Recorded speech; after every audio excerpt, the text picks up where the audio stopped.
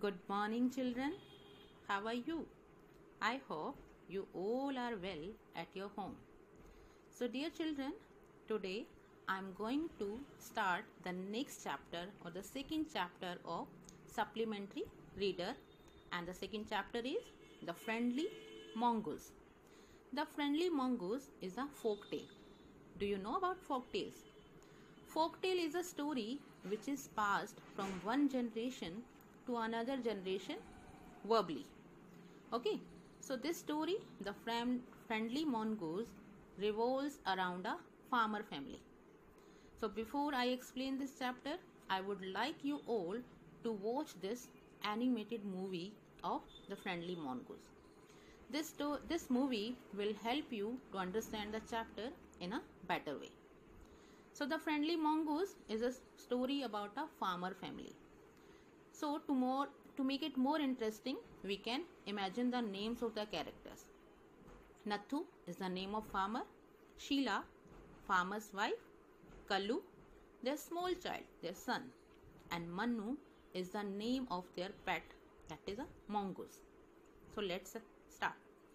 Once upon a time, in the village of Badripur, there lived a farmer, Nathu, with his wife and his son, Kallu.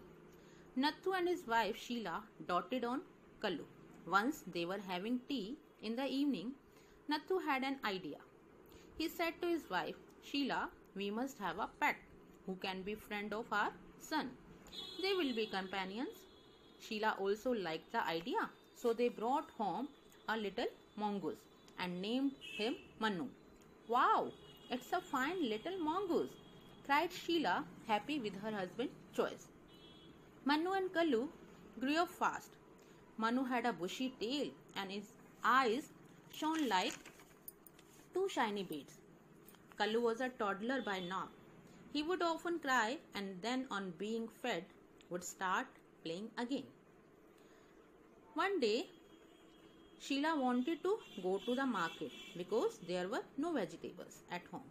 She fed Kallu well and put him in the cradle to sleep.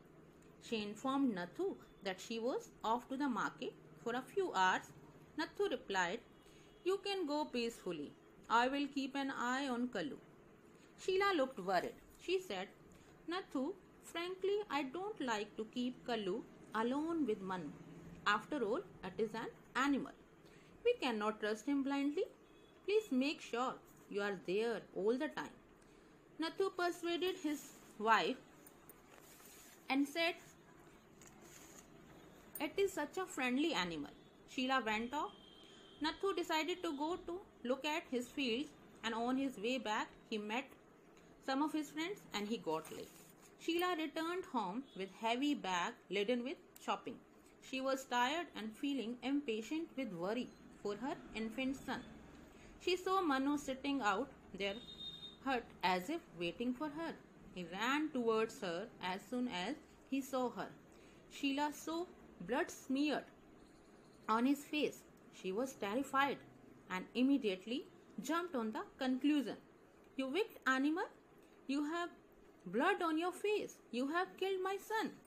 She was mad with fury. She threw her shopping bags on the poor mongoose, killing it instantly. She ran inside to see her baby.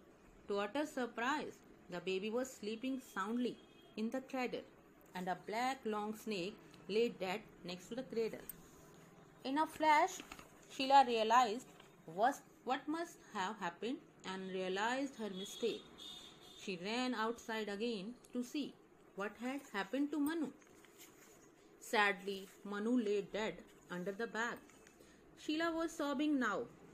Her blind fury had killed the innocent protector of her son. You saved my child, and look what I have done. I have killed you. I shall never forgive myself. I can merely thank you for killing the deadly snake. Please forgive me. When Nathu returned home, Sheila told him the whole matter. They repented a lot. Thank you, dear children. I hope you might have got this story. So today I will send some meanings of difficult words